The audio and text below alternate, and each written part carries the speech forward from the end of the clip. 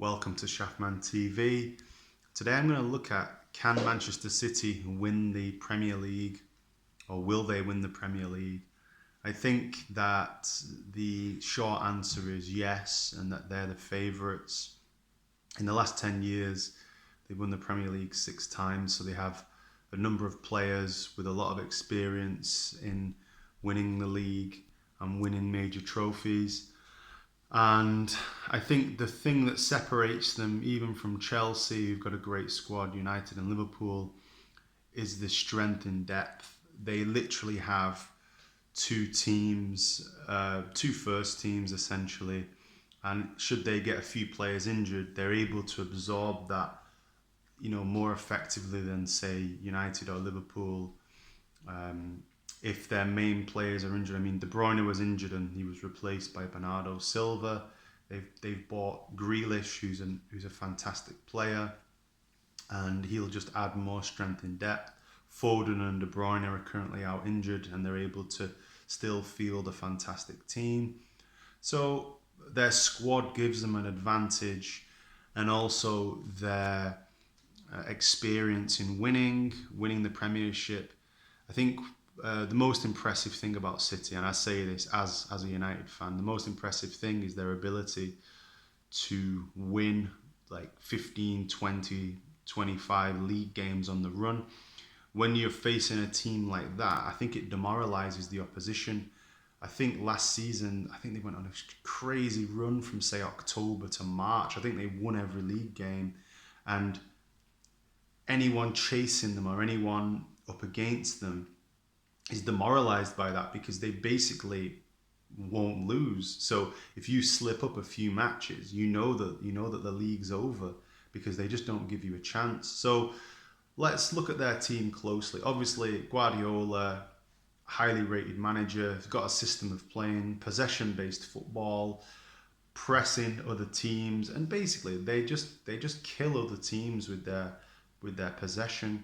And obviously they've got a number of clinical players who will finish you. And I think what's interesting is they create so many chances, and they've got a very high expected goals ratio. They create chance after chance, and it's no wonder they actually score a lot of goals. And actually, certain players in their team, notably Sterling, is actually extremely wasteful. And there has been a lot of, there's been rumours that City are looking to replace him, and I'm not surprised by that. I feel like Sterling is a player that is a good player, had a great Euros, but he's very, very wasteful. And I feel that Grealish is a massive step up from Sterling. I think Grealish is genuinely going to be a world-class player. He's genuinely got that X factor, and I think he's fantastic. So I think if you look at the possession they have, if you look at the energy they have, if you look at the system, they actually don't particularly concede many chances. So the back four and the goalkeeper aren't often pressurised. So that's basically classic Guardiola. He did that probably the best. He did that as at Barcelona, where you basically couldn't even land a glove on them. You just didn't have the ball. You didn't have the ball in their final third. They just killed you with possession. So obviously they've got great players. For me, obviously their best player is De Bruyne as an individual, unbelievable player, world class, no doubt about it. I also think Kyle Walker's an underrated player, a fantastic, great turn of pace, good going forward, aggressive, really good. Stones, the jury's out in my view. Diaz looks really good. Laporte's a good player. Obviously, left back, Mendy's obviously, got his legal issues, so we won't talk about that. But Zinchenko, pretty underrated player, pretty good going forward. Then obviously sat in front of the defence. Fernandinho's getting on, but still a very effective player. And then obviously you've got Rodri. And then you look at the strength in depth in terms of the defence and the defensive midfield section. You've got players like Ake, you've got Laporte, you've got really top quality players, backing up, who can't even get near the first team often. And I think the strongest bit of the team is the midfield. You've got Gundogan, who's very underrated player, exceptional footballer. You've got obviously Grealish, Foden, De Bruyne. You know, it's just real world class, top class players that produce.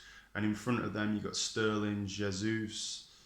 Obviously, they lost Aguero, and Ferran Torres looks like. I mean, I've seen Ferran Torres play, and his movement is pretty impressive. He's like, I think he's got a nose for the goal. So I don't really think they needed to buy Kane. So all in all, I think that City are favourites.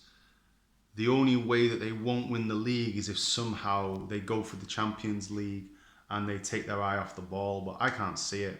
I think that they are the outstanding team in England. They've got the best squad. They've got a manager that's done it before. They've got a team with experienced players that have won the league before. They know how to win. They've got a brilliant defence, because I think defence is how you win the league. They're able to keep clean sheet after clean sheet. They can suffocate teams with possession, and it wouldn't surprise you if they go on like a 20-game winning spree in the Premier League. So, and also Foden and De Bruyne are yet to come back. So I think City are favourites. Anyone that finishes above City will win the league, and it's going to be very, very, very hard to finish above them. And that's me as a United fan saying that. It's just the reality of it. You've got to respect what they've built there. It's pretty impressive. So anyway, pop your comments below. Thanks for listening, and I hope you've enjoyed the video. I wish you a good day. Thank you.